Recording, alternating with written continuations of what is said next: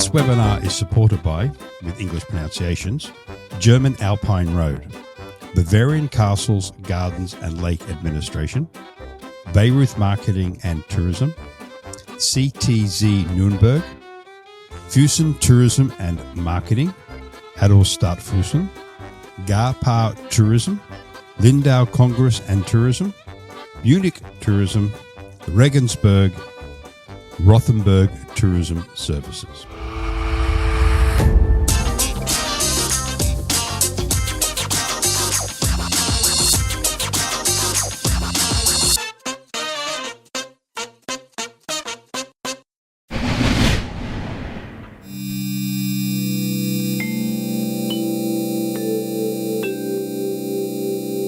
What to do in Bavaria in 60 seconds! Bavaria is the German cliché. Not only do they make great sausages, Local beer, and they look fantastic, but Bavaria is full of surprises. stand on the Bavarian equator.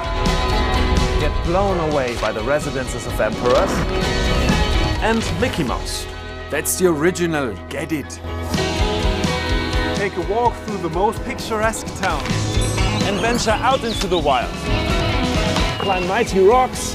Germany's Hall of Fame. And up to its highest peak.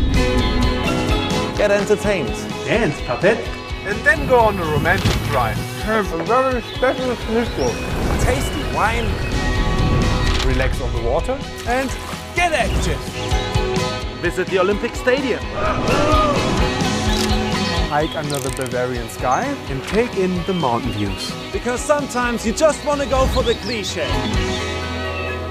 Write your own travel tale. Welcome to the Goway Pro Travel Tale podcast. There we go. I made a faux pas right off the bat. Today, we are here speaking with Elisa from, she's a travel trade executive from the Bavarian Tourism Board. And by that introduction, today we will be talking about Bavaria. For those that may not know, that's in Germany. I think most people will know. But before we get into the details of Bavaria and all things Bavarian, Elisa, can you tell us a little bit about yourself? Off air, we were having a quick chat, and I've discovered that Elisa is not German. She's actually from Italy. Yeah. So let us know how an Italian lady got involved looking after the Bavarian Tourism Board, or involved with the Bavarian Tourism Board. Well, that's a very interesting story. So I was born and raised in Italy, very close to Germany. I was raised by the Alps. So a very cool place to grow up in. And then when I moved to the US, I'm now based in New York, and I work for DCI, which stands for Development Councilors International. And the Bavarian Tourism Office is one of our clients. So it was very good to be back to represent the Alps on another country. But that's how I end up representing one of my favorite destinations in Europe. Why? Okay, this is two questions. Let's start with the obvious one. Where is Bavaria within the greater region of Germany? So Bavaria is located in a very strategic location in Central Europe. So we are in the southeast of Germany. Also, Bavaria is the largest state in Germany. So, of course, a lot of opportunity of things to see and do. And we usually recommend to not visit Bavaria only in combination with another German city or other German region. Just because of its location, we have Austria in the south, Switzerland in the southwest. So it makes the perfect destination for a multi-country trip when combined with other two countries. Okay, so on that note, by visiting Bavaria, so you did say you would recommend visiting other German states, or would it be a better trip?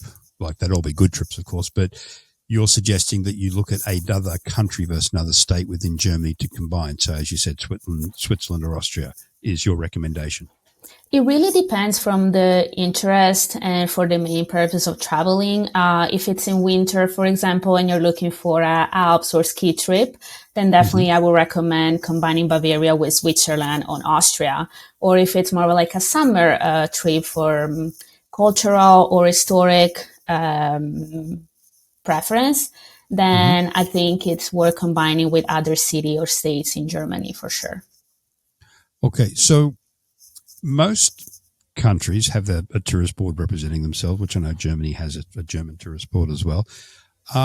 The larger countries will have regional tourist boards, which is obviously what you're looking at here in Bavaria. So why is Bavaria out there now in 25 pushing itself above the other states of Germany? I know there's healthy competition, it's friendly competition, but I guess my question is, why should someone look at Bavaria over the other states of Germany? And why that? Yeah, so what we like to say is that Bavaria is different by tradition. And what that means is not only Bavaria is the largest state in Germany, so of course there's a lot of opportunities in terms of what to do, what to see, and what to experience. But also Bavaria really combines the old and the new in the very perfect way to experience the state for every age, I'll say. So you have not only natural beauty, of course, the location in the Alps, the forest, the lakes. That's for sure one of the reasons why to visit Bavaria.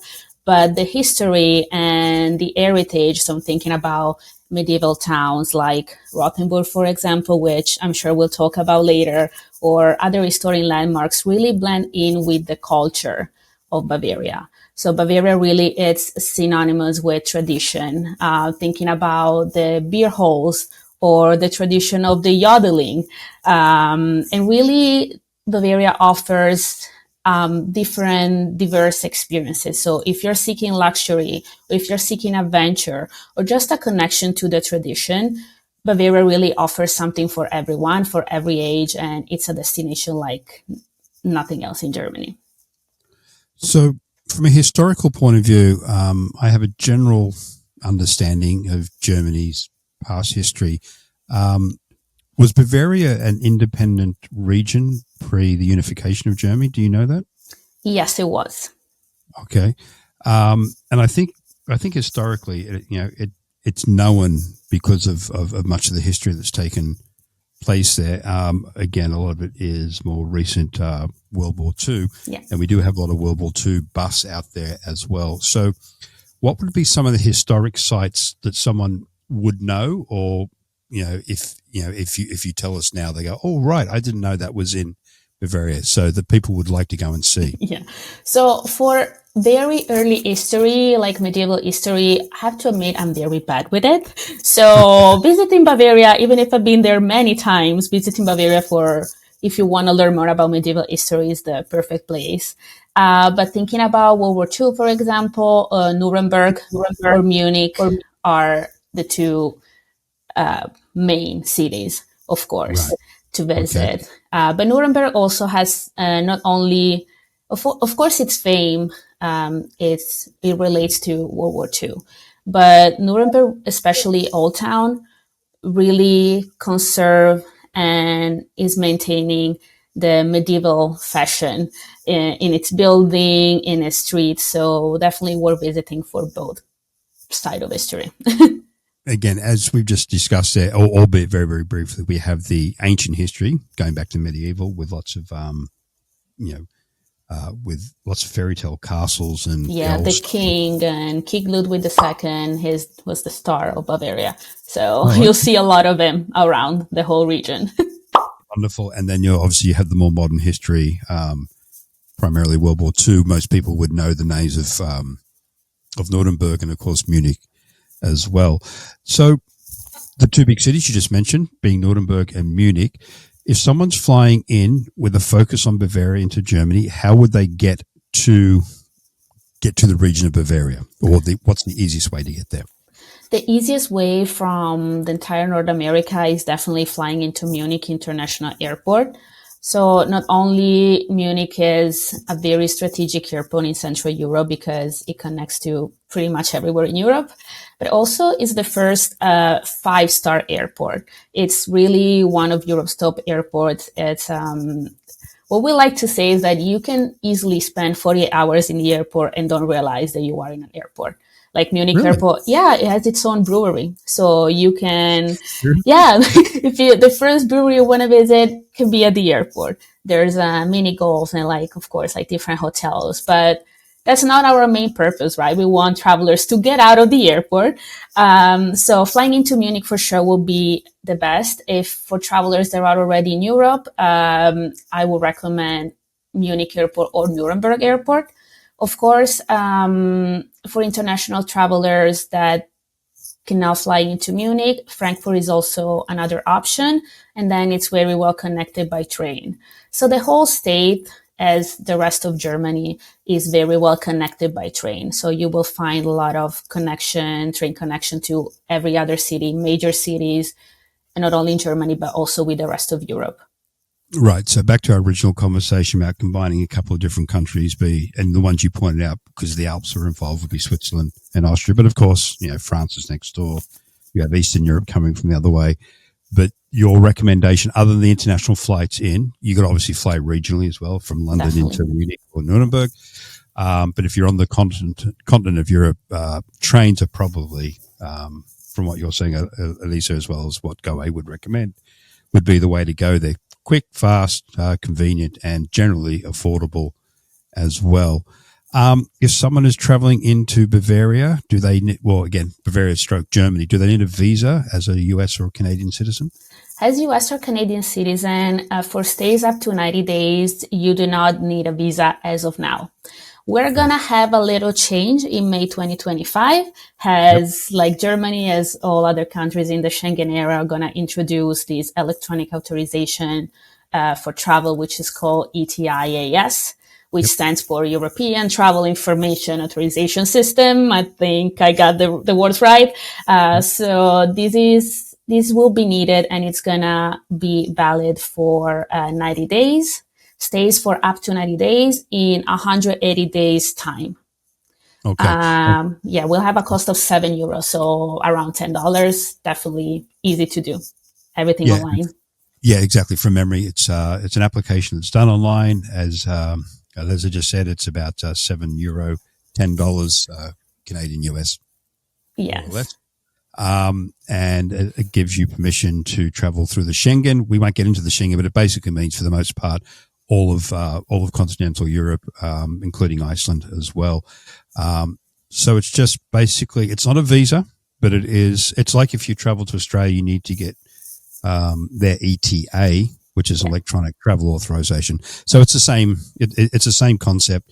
It's just now being rolled out for most of mainland Europe, and of course Germany, and in turn Bavaria will be part of that. And you said that comes into effect in May of 2025. Yes. So it was supposed to come in effect November 2024. Like, that's what we were talking about, but then it's being rolled on for like May 2025. And for now, it seems like it's pretty safe to say that it will be May, but of course, it's always good to be up to date because dates can change, but definitely 2025. Yeah. So just on that point, that's something worth pointing out for any of our travel partners who are listening who might be new to the industry.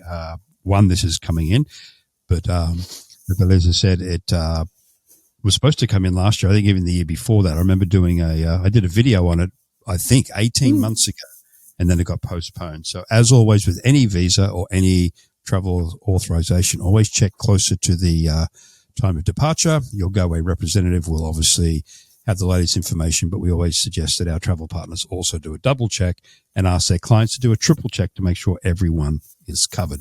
Definitely triple check. Never hurts. Better safe than sorry. To do those triple checks and land or arrive at an airport and be denied boarding. And we've seen that happen for a whole different lot of reasons, and you just don't want that to happen at all. Now, again, for a lot of our travel partners out there, they know Europe in general. They probably sell a lot of these countries. We will obviously dive deeper into Bavaria itself. But it's an obvious question, but it needs to be asked. What's the best time to visit Bavaria? And is it different because it is further south in Germany to northern Germany? So I will say that each season has its own charm in Bavaria. It really depends if you like to be in a less crowded environment, if you like the cold or you don't. It doesn't change too much from north of Germany to south of Germany, like weather-wise. Of course, my favorite time to visit is spring and fall. But spring, it's the best for outdoor activities or just to enjoy the beauty of the nature without the overwhelming hot weather that we're experiencing in Europe lately. Summer is also going to be a little bit more crowded than the rest of the months, but it's the perfect weather for hiking, biking, or we also have like a lot of festivals in summer, good to experience. And fall, of course, a lot of travelers like the fall because of Oktoberfest. But beside October, even the September or November, it's great to experience for the foliage. Also, we have fewer tourists, so it's less crowded. And winter is really, what I like to say is, if you live in the East Coast, or if you live in Canada, then you should not be scared about winter. So winter is perfect, not only for Christmas market that seem to not scare people. Like, the winter really doesn't scare people when it's about Christmas market, but for some reason, the rest of winter is seen like a little bit too off season to travel. It really is not like that. The same weather that you have during Christmas market, you can enjoy the rest of winter, and it's actually great for enjoying like snow, skiing, or just a cozy retreat in the Alps. So do you find that Bavaria in the winter time shuts down a little bit from a tourist point of view, or are most of the, obviously, well, I guess you could go biking if you really wanted to, but things that you would expect in summer, obviously the winter will shut some things down, but you could still trek, you could still bike, I guess, if you want to. But are you going to find that sites and hotels and restaurants shut down over winter, or is it still just as bustling as it always Absolutely not. It's as bustling as it is in summer. Actually, one of example to give a practical example, the Neuschwanstein Castle, which is the one that expired, the Disney Sleeping Beauty. In summer, it's very, very hard to get tickets to get inside because, of course, there's a lot of people wanting to see it. But in winter, is way easier. And to be fair, seeing the castle from outside in winter, it really feels like being in Sleeping Beauty in the Disney movie. So actually, I think it's even better. Okay. Now, you just mentioned that naturally in winter in most countries, the crowds are less for obvious reasons. I guess the shoulder seasons, as you mentioned, spring and fall would be less tourists than the summer. But how does Bavaria compare to, like the big sites of Europe, the Paris, the Romes? Is it as busy in summertime? Is Bavaria, relative to those two cities I just mentioned, lesser? I guess what I'm getting at is, going to Bavaria going to give you lesser crowds than some of the bigger famous sites, London, Paris, Rome, etc.? That's a great question. And definitely the cities will be crowded in summer, like especially Munich, every capital city in Europe in summer is going to be crowded. But definitely you're not having a Paris, you're not having a Rome, or you're not having Barcelona. Right. So do you get a lot of domestic tourists, as in Northern Germans coming down to Bavaria in the summer and or winter time? Yeah, we do get a lot of domestic tourists as well. Okay, where are most of the travelers that visit Bavaria coming from? Is it from the US and Canada? Is it from other spots in Europe? The US and Canada market, especially the US, it's growing exponentially. In the past few years, we did some marketing campaigns as Tourism Board that really, really drove a lot of people from the US and Canada. So now it's the third largest market. And numbers are changing, so I don't want to give you a wrong top three, but definitely US, it's on the podium. US and Canada on the podium. Right. And from my little bit of research for this little conversation, Bavaria is the number one destination within Germany for travelers. Is that correct? Correct. Okay. Nice. So, okay, it's number one. It sits on the border of the Alps. It's alongside France, Switzerland, and Austria. Like, it's right in the middle of a whole lot of really cool stuff, and obviously some of Eastern Europe as well. So what are the big sites and things to do in Bavaria? Let's talk summertime, because that's when most people, fall's spring, summer, fall, what would be the big attractions that people know about, or again might be surprised to find that are in Bavaria? Well, definitely most iconic cities like Munich. I love Munich. Munich, again, is the capital city, and it's a very, how can I describe it? Like a very dynamic blend of the old and the new. So it's a very modern, vibrant, and cosmopolitan city. At the same time, it has the Bavarian tradition very deep into its roots. Thinking about Marienplatz with the Glockenspiel, it's something that is just worth seeing at least once in life. Or the Hofbrauhaus beer hall has very historic significance. Or just the farmers market. There's an outdoor year-round farmers market. You can also do little food tasting. It's I just love Munich. Munich is, if I wasn't living in New York area, I'll definitely be in Munich, which is also close to my family in Italy. So that's like great. But other cities, for example, Nuremberg, as we said, very historic significance, and the old town. It's really like stepping back in time. Another city that I'm thinking about is Regensburg. So Regensburg is famous for river cruises. Usually is one of the stop on of river cruises in Europe. And it's also one of the UNESCO World Heritage Sites in Bavaria. And also, fun fact, Bavaria has 10 UNESCO World Heritage Sites. So that's definitely a little fun fact.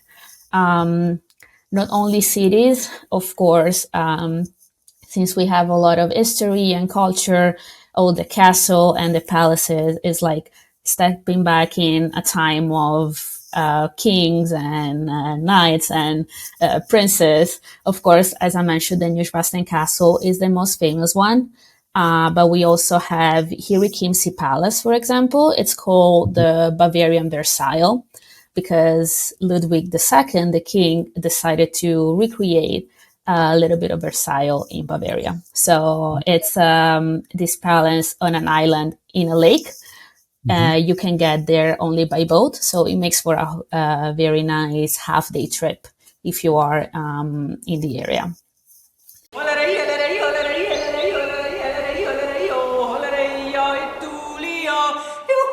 You better be ready for some Yodel 101. I am Ria, one of Bavaria's ambassadors. Stand up straight, don't breathe too much into your chest, otherwise you run out of air too quickly. Use your belly. Step 1, the yodeling language. Hola ria yola ro, hola ria yola re yola ro. Hitulio. Step 2, the melody. La la la la la la la la la la la la la la la. Step 3, the Kehlkopfschlag, the throat hit technique. Yo, yo, yo, yo, yo, yo. Now we combine yodel language, the throat technique, and the melody.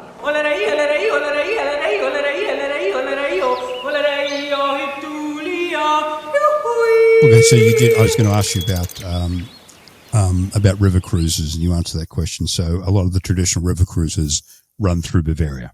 Yes. Okay, so any of our river or our cruising agents out there, because Goway works with cruise agents, and Goway does sell. We do sell river cruises, but if you have your own connections out there, then you can obviously look at running your clients through Bavaria, and any pre or post or shore excursions, Goway could help you out there in partnership with the Bavarian Tourism Board here. And I just did a quick little search as we were chatting there, that the distance between Nuremberg and Munich is only about a 2-hour drive. So that leads my question to, obviously driving around Bavaria would be easy with the autobahns, etc. So yeah, it would be an easy option if someone wanted to do a self-drive around the state of Bavaria. Definitely. I personally love to drive in Bavaria, especially along the Alps, what is called like the German Alpine Road. It's a very scenic route to take. And I mean, I now live in New Jersey. So if I always tell people, like, if you can drive in the US, you can definitely drive in Germany.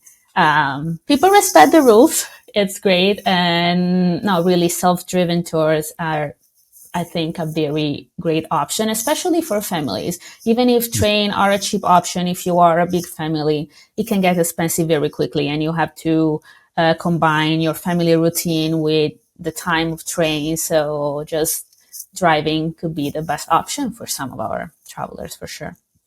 Right now, if someone is out, driving around outside of the cities on the alpine drive, as you mentioned there, obviously most Europeans will speak English. But if someone's out there driving, or just they're out there trekking or taking a train to a small town, for that matter, in a local restaurant, if they don't speak German, if English being their main language, I guess they will be able to get by. Someone around will speak enough English to assist them.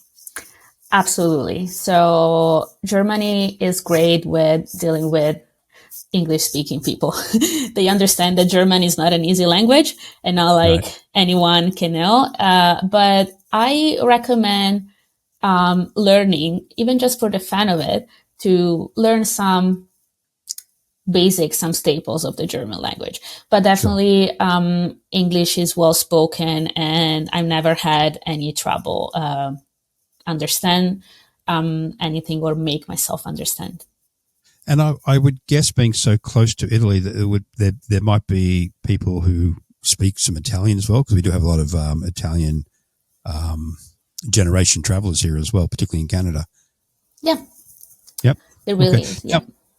Are there any different dialects in Bavaria? Like, from talking the German language, this is just a curiosity question. Is it any different in southern Germany and Bavaria than it is to northern Germany? I'm very glad you asked this question, because Bavarian, it's a language. It's not even dialect. So Bavarian, it's a language. So of course, like every regional language is not the first one, but if you're familiar with German, you may you may hear people talking a different kind of German, and that's Bavarian for you. So yeah, Bavarian is his own language. So definitely something, a little fun fact to bring with us. I thought there might be a different accent, but I didn't realize there was a different or Bavarian language, which makes sense because, again, historically, most of the states within Germany and Greater Europe at the time were city states, I guess, with their own culture and language. So on that note, with its own culture and language, I'm sure Bavaria, while it's German in modern days, it's Bavaria, which is why we're talking about it. And I note that one of the things that you are trying to promote and put is interacting and meeting the locals. So what does that mean to you, and how does that translate into an experience for a traveler when they're in Bavaria? Yeah, so our Bavarian insiders, like as we like to call them, are people that were born and raised in Bavaria, and some of them maybe left the country to live abroad and then came back to Bavaria to bring the knowledge that they got during those years abroad, bring it back to keep the Bavarian tradition alive. So it's a lot of young people that really wants to show Bavaria to the rest of the world and really combine in a cool way what is tradition, what is new. So it's tradition, but make it 2025 or 2026 or 2027. And connecting with the local is just the best experience if you want to understand the Bavarian culture and tradition. Also, you can get tips on hidden gems or off the beaten path adventures, very authentic restaurant. One practical example, while I was there, last time I was there, it was in October. I visited this local cheese factory in the Alps. And this cheese factory in the Aargau region of Bavaria, it's owned by three friends who are less than 35-year-old, who decided to invest a lot of money in their hometown and create something new, something that is traditional, but it aims to be brought to 2025. So they're now very successful. Their cheese is amazing. I wish I could have brought like an entire suitcase of it. And local restaurant, local Airbnbs, and local hotels now use these cheese factory as their main supplier. So it's also Bavarian helping Bavarians in this. Oh, excellent. Now, if someone does want to get closer to the locals, so to speak, other than obviously dining in restaurants around the area, does Bavaria offer homestays where someone could stay with a local family for a short or long period of time? Yes, there are some options, and definitely they're also a more value option compared to hotels sometimes. Definitely for more adventurous travelers, but it's something that I would personally love. So yeah, there is the option to also do that, homestays. Okay. Now, and on that same vein, if someone wanted to spend an extended period of time in Bavaria, be it in Munich, Nuremberg, or off into the countryside somewhere, are there possibilities of renting, to use, I guess, an Italian equivalent, villas or homes for an extended period of time? Yes, there is the option. Really, accommodation options are infinite. And there's an accommodation for anyone, any group. So, of course, we have a lot of hotels and even luxury hotels, but we understand that not everybody's looking for a luxury experience. So we have more value options, or even just very cozy accommodations in the Alps, or more traditional into the city, or more modern into the city. Really, there are so many different options. And we also have, No, after you. Continue. No, sorry. we have, as a Bavarian Tourism Board, we have a list of preferred hotel partners that we work with mostly. And of course, I'll be happy to share that if needed. Yes, please. So what would be a traditional accommodation choice? Again, outside of the big hotels in the big cities, if someone wanted a traditional Bavarian experience from an accommodation point of view, what is there? What would you recommend? One of the example I have is actually one of the major hotels in Munich, which even being like one of the major hotels, you can breathe the Bavarian fashion and design in each and every room. Most rooms still have the original wooden features from when it was created and was not a hotel. So definitely that's my favorite option. Otherwise, there's a lot of mountain retreats, or even lakeside hotels. Lakeside hotels are perfect, especially in summer, if our travelers enjoy water sports. So paddleboarding, kayaking, anything related to water. Okay. The area is known, as we touched on earlier in the conversation, for castles and the medieval history. I know in India you can stay at some of the old Raj palaces. They've been converted into hotels. Are there such things in Bavaria where you can either stay in a castle or a castle's been converted to a hotel? Yes, we have the Burg Robestein, which is an old castle that now is converted to hotel and restaurant. And that definitely is an option if you want to feel like you're in a fairy tale and say, I've been in a castle. Right. Now, a lot of people, when they travel, one of the big highlights for them is food and drink.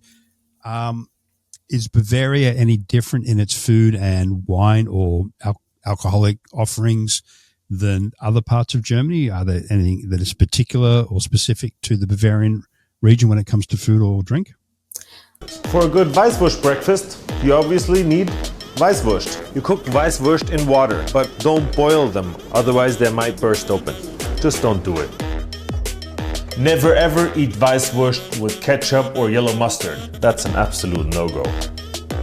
The skin is our enemy, so we don't eat it. You can either cut it open lengthwise, you can peel off the skin, or cut it down in half. The traditional way is called Zuzeln. You take the Weißwurst, you dip it in the sweet mustard, and then you suck the meat out of the skin.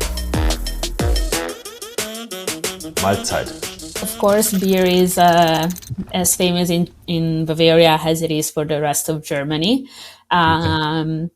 So beer, of course, it's a big one. And we cannot say otherwise, just thinking Oktoberfest and all the beer garden around whole Bavaria.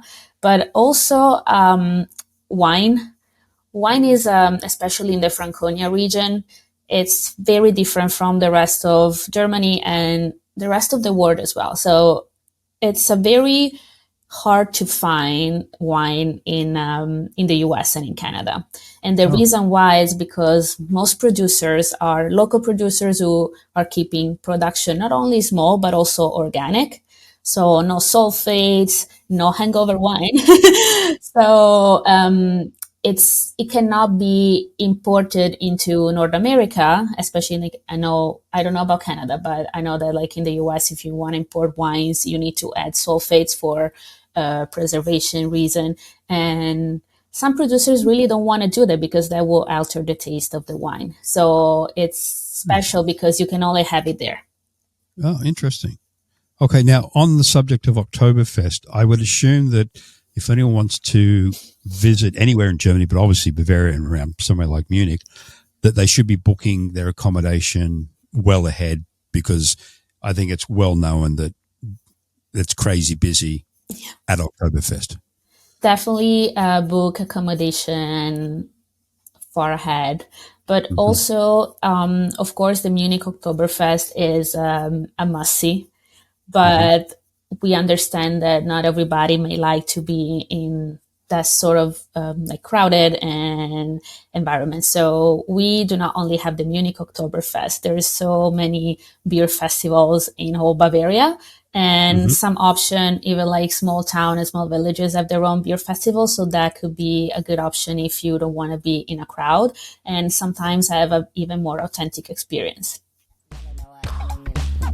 We don't wait for a waiter, so get your ass up. Self-service is the order of the day. This is not a party tent, it's a place to come down, forget about your worries and enjoy the Bavarian style of life. Don't hesitate to bring your own food. Brotzeit is a big part in Bavarian tradition. A must-have, cheese, sausage and a pretzel. But don't even dare to bring your own beer. This is a holy ground of beer. Every beer garden has its own and special beer. Never, and absolutely never, ask for a smaller mug. 0.5 liter is the minimum. Now you know everything there is to know about living the beer garden style. Prost. So when it comes to Oktoberfest, other than what you see on TV in North America, or probably around the world for the most part, is when the festival's on, it's imagery of the big beer halls and the waitresses carrying, 20 or 30 steins of beer to the table, and everyone's having a good time, which is what it's all about. But is it really just drinking beer, or is there more to the festival than that? It's more to the festival than drinking beer, for sure. Of course, the beer is a big part, but it's traditional songs and traditional dances, and it's just the sense of being together and the sense of community. It really just way more than just drinking beer. And I'm not a beer drinker, but trust me, I do very well in Oktoberfest.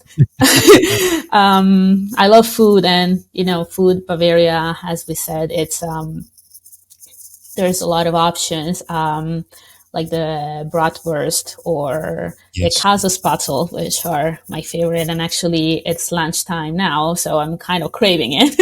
But definitely there's the festival. Oktoberfest, as any festival in Bavaria, has a way to showcase the tradition.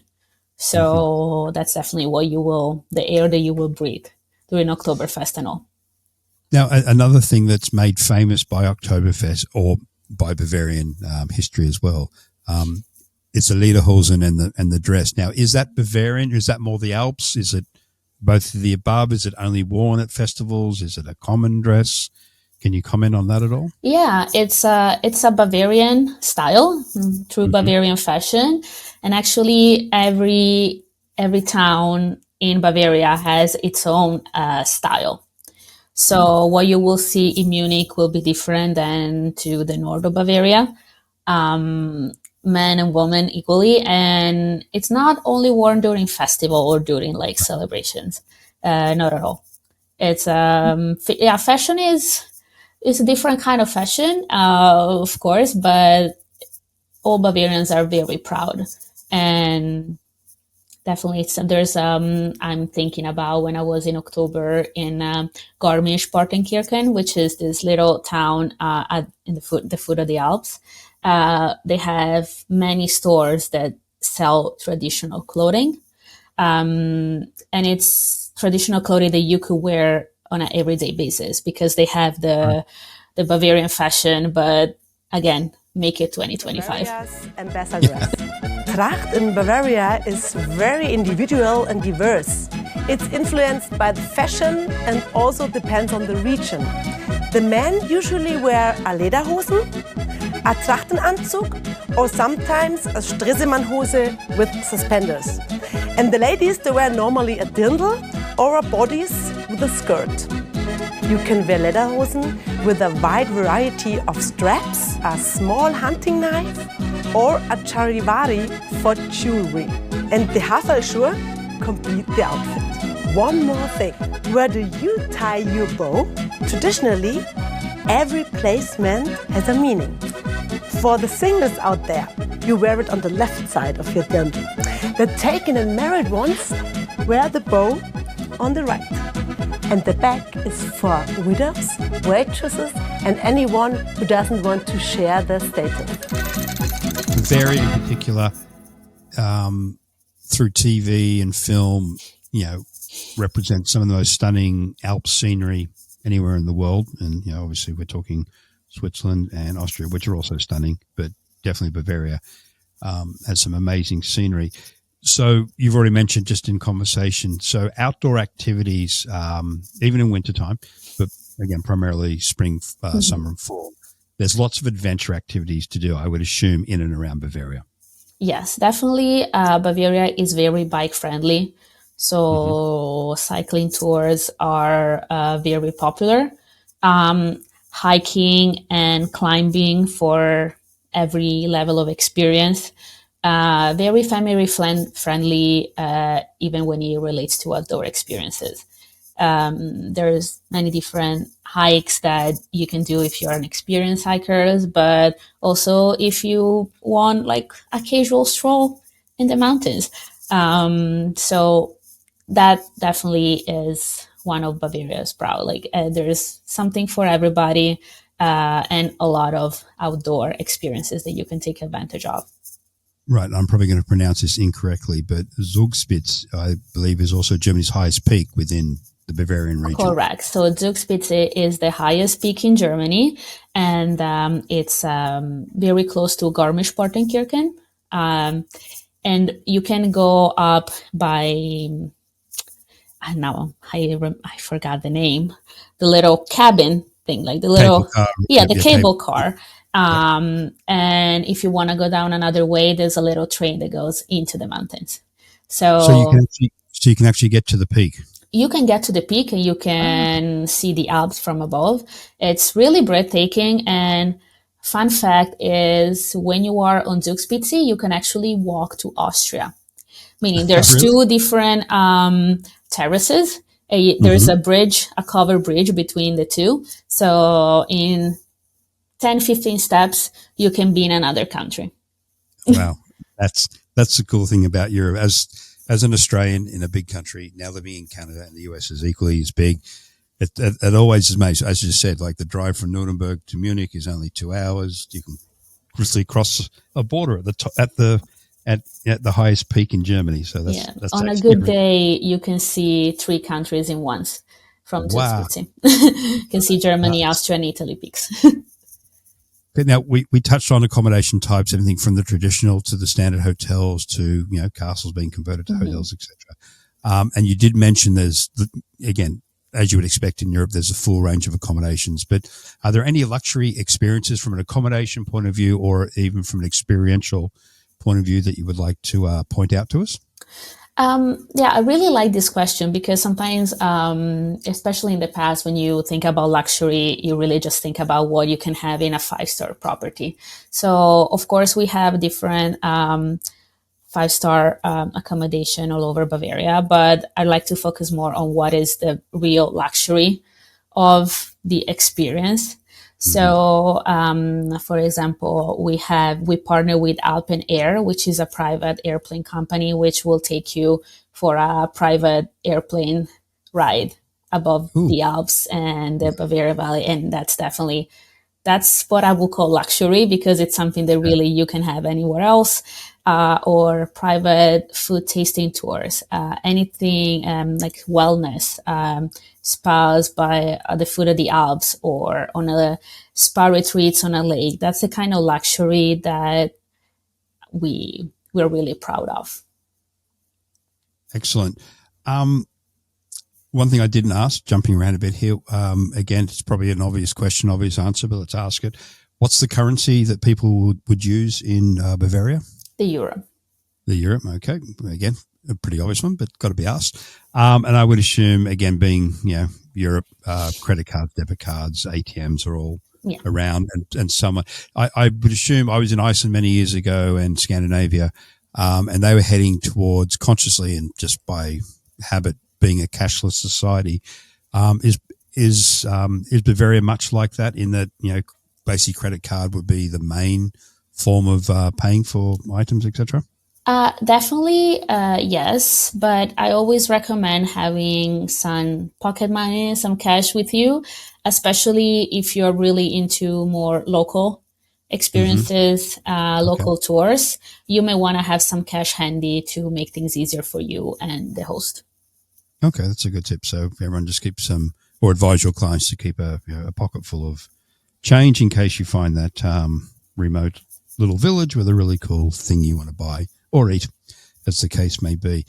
So on the topic of currencies, etc., compared to the rest of Germany and or the rest of Europe, is Bavaria affordable, more expensive, less expensive? So compared to the rest of Germany, it's pretty much the same what you will have like in Central Europe. And again, there's really something for every pocket.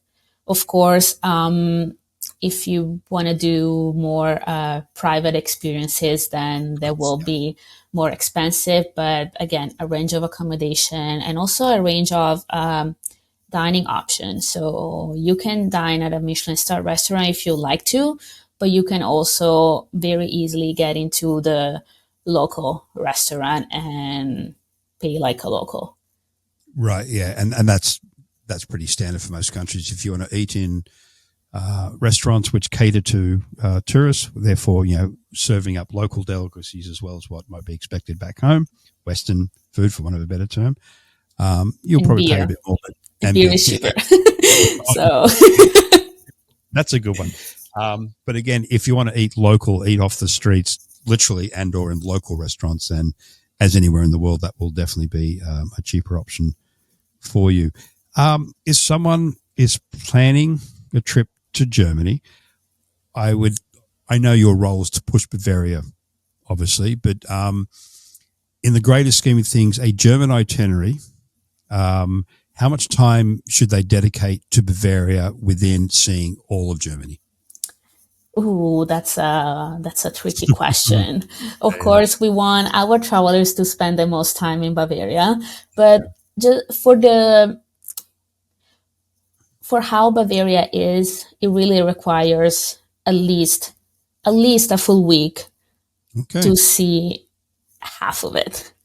Well, the whole German Alpine Road really has some hidden gems, and of course, it really depends on what kind of experience travelers want to have. But if you want to see the local and not only the big city, then I think 10 days or up to 2 weeks will be like a perfect time. In a week, you can do like a segment. So, for example, the German Alpine Road, as I said, a week will be the perfect time. Or more of like Franconia and the north of Bavaria, that will take another week. There's just so much to see and do that you don't really want to miss out on anything. Right. So a first-time traveler going to Bavaria, understanding they can't see it all in their time. Correct me if I'm wrong, with the sort of the big three that someone should look at first visit would be Nuremberg, Munich, and the Alps region. Would that be a good first-time visit? For a good first-time visit, definitely yes. But I would say also, if there is an extra day, to take a day trip to other cities close to Munich or Nuremberg. So, for example, Regensburg or Bayreuth, which is the music city famous for Wagner and has the Opera House, which is a UNESCO World Heritage Site. Or Rothenburg ob der Tauber. It's a little medieval town that has a year-round Christmas village, so it's a great option if you want to see the Christmas market, but you don't want to go in winter. So that's definitely the good thing about about Bavaria, is that you can really move into the region very easily. So for a first-time traveler, you can definitely use Munich, Nuremberg as your first, as your main point, and then take a day trip or a half-day trip. Branch out from there. Okay, wonderful. So again, just in summary, all of Bavaria, 2 weeks would be a good amount to see the bulk of it, or the key aspects of the state of Bavaria. But on that sort of first-time visit, either just doing Bavaria on its own or in combination with the other parts of Germany or Switzerland and or Austria and or Italy for that matter, probably about a week to 10. Again, Nuremberg, Munich, some cities outside of that, and the Alps, of course. Excellent. So is there anything new and exciting coming up for Bavaria itself this year, going into next year, in regards to either new product, new promotions, anything like that you'd like to let our listening partners know about? Yeah, so we're always looking for something new to bring to you. There's a very full calendar which can be looked into on our website. We have new museum opening in Munich and Nuremberg. A lot of sustainability and eco-friendly travel option, or like green events, and new hotels opening. For example, we have a lakeside hotel reopening very soon in 2025. And definitely there's always something new. So okay. So the best spot to get any developing news would be your website, as you mentioned. Can you tell us the address of the website, please? Yes, it's bavaria.travel.com. Bavarian Travel. Bavarian or Bavaria? It's bavaria.travel. Bavaria. And yes, Bavaria.travel without the .com. And then if you're looking for a more travel trade focused website, we also have a travel trade focused website, which you can get to from the general Bavaria Travel. Okay, fine. I was just playing with that before we did our interview, and there's a lot of really good information there. So our travel partners out there, of course, we want you to come to the Goway Destination Specialists here in our Europe department, who know Europe, Germany, and obviously Bavaria very, very well. But while we're very good and our team are excellent, when it gets down to the regional stuff, these websites are great tools for us and for yourself. So please feel free to go exploring on there and come to us with any ideas that you may find there. Or again, new hotels are opening up, as was mentioned, or any new festival that you like to talk about. We can definitely assist in getting you there. The tourist boards are always happy to send out information to travel partners out there if you need anything specific, doing a presentation on it or anything else like that. Now, one thing I must ask you about, again, it's an obvious question, probably it's an obvious answer, but I'll ask it anyway. We have a lot of agents out there who work with groups. Goway has one of the largest groups departments in North America. So I would assume from large numbers and or meetings and centers, etc., that the state of Bavaria and its infrastructure and hotels can handle group travel of any description. Absolutely. Yeah, there we go. Easy. Easy. Long question, very short and succinct answer. Okay, so I hope today you got a general overview, because again, it's very difficult to get into the deep and nitty gritty in a quick period of time of a region, particularly one as so historically relevant, interesting as Bavaria. Again, medieval through to modern history, even today's history. The fact it sits on the Alps next to Switzerland, Italy, and Austria in itself is an attraction. The historic sites, the modern culture, the ancient culture, the older culture is all in Bavaria. The landscapes are stunning. You got your castles, you got river cruises going through, you got the cultural aspect of the country, the food and wine, and of course beer. It's all there. One thing I didn't ask you, Elisa, is you seem to pronounce the German words very well. I would assume you speak some German. If not, are you fluent in German? I'm trying. It's very hard, but I try. I'm always jealous of Europeans because you can generally speak at least two, obviously your native tongue in English, but often it's three or four, and German is often one of them out there. So I didn't get to pronounce many German words, and I did that on purpose because I think my pronunciation would be horrible. But I don't think so. Thank you. As Elisa said, it would be nice to learn some German, learn some Bavarian even, which I think we all learned today is another language within the region. So before we go, I'd like to thank Elisa for her time and ask her, is there anything else you'd like to tell our listening travel partners about Bavaria that you think they should know? Just to conclude, I think really Bavaria is a place that it's worth visiting once in life. We are different by tradition. We have great traditions and great food, great beer and wine. There really is something for everybody, and the Bavarian hospitality is second to no one. So come visit us soon. Excellent. And it would be a great destination within the greater picture of Europe, focusing on Bavaria for its history, its culture, its food, wine and beer. And I'd like to thank everyone today for listening in. I'd like to thank Elisa from the Bavarian Tourism Board for all her information today. It was fantastic. Again, if you have any more questions, please reach out to Goway, or you can reach out directly to the Tourism Board. And again, I'll put the web address up there now. Thank you, everyone, for listening in, and thank you, Elisa, for your information today. It was wonderful to speak to you. Thank you. It was lovely. Ciao, everyone. Or Auf Wiedersehen. Auf Wiedersehen. There you go. I got it right. See you, everyone.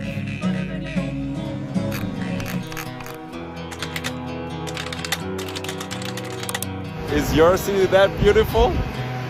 I doubt it. What is your celebrity look-alike?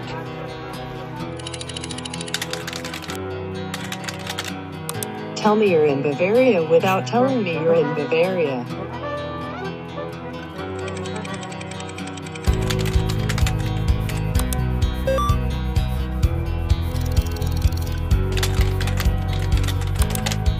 This is perfect. Perfect. Perfect.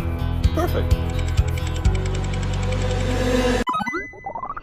Bavarian mode activated.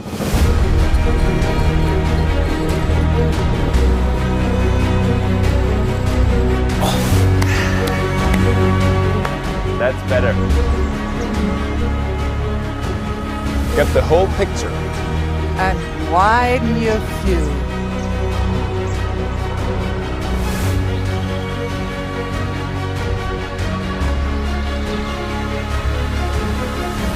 On location beats online.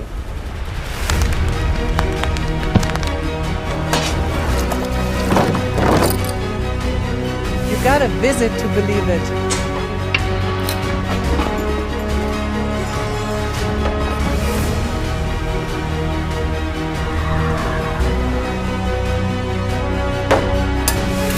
Taste Bavaria. Feel Bavaria. And broaden your horizon.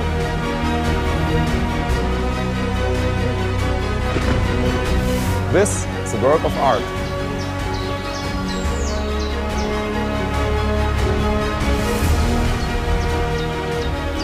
Small farm grown here, fresh from the field. Come to Bavaria. What are you waiting for?